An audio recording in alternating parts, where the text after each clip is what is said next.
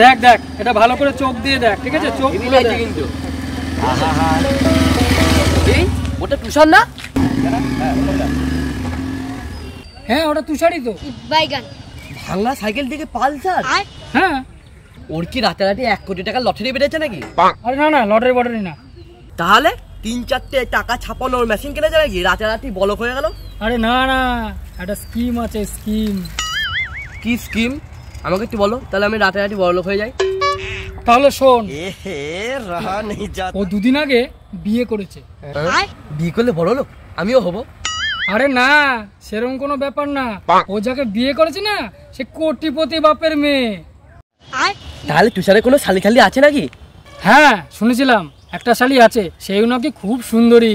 হ্যাঁ হ্যাঁ হ্যাঁ।